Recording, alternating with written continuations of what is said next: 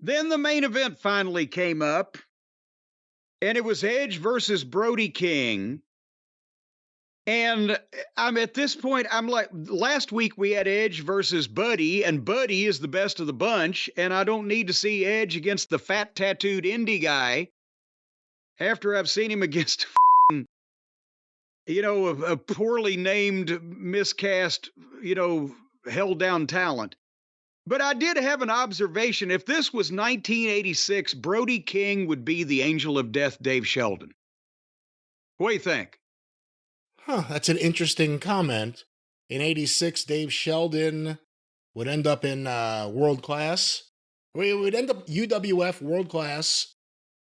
That's a wrestler I have not thought about in a long time. Well, Wow. here's the thing. I liked Dave Sheldon. He's a very nice guy, wonderful guy to hang around with in the locker room. But the point is, he was a big guy who didn't have a great body, but he was big, and he had a striking look in his face, and he couldn't really talk, and his matches weren't the best, but if you stuck him in a group of heels with somebody that could talk and a few people that could work, he looked good in the fucking group, and you could get something out of him, and you could point at him and you could say, this guy's going to kick somebody's ass. But he never really got over. Yeah.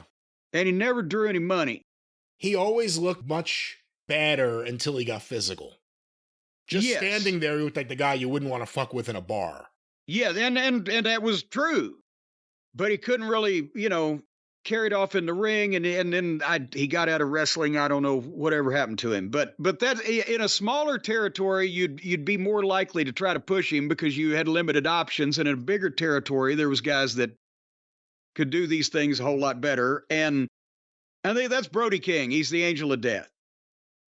But they had a match here that lasted about a day and a half, and in some fact, Brody King got juice and bled all over the place, and they had one nice spot going into the finish where Edge speared Brody King's on the apron, and Edge runs and spears through the ropes and spears him off the apron through a table onto the floor. But that did require some fucking timing. Edge almost broke his right arm. You can go back and look at it. And you can see that as he was headed down that way, he put his arm out, which wouldn't you, to avoid hitting the table face first, and he could have broke his arm easy as anything. But that wasn't the finish, because then he had to roll him back in the ring and spear him in the ring. 1, 2, 3. And then Brody King attacked Edge. What was I just saying? This is where that if a heel's going to attack a babyface, this was the right place for it because the babyface had won and the heel was mad, but they'd just done the same goddamn thing in the previous match. Anyway, Brody King throws bad fake punches at Edge, and Kyle O'Reilly hits the ring and starts a comeback, and Edge joins it, and they shit-can Brody King to the floor. And at this point in time, it's 10 o'clock, and we've still got some show to go.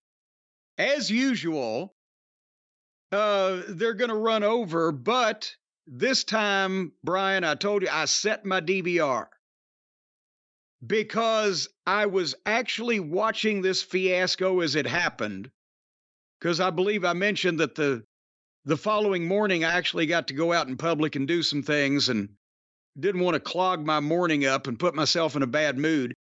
And I saw they were going up on 10 o'clock, so Modern Family was the program that was supposed to follow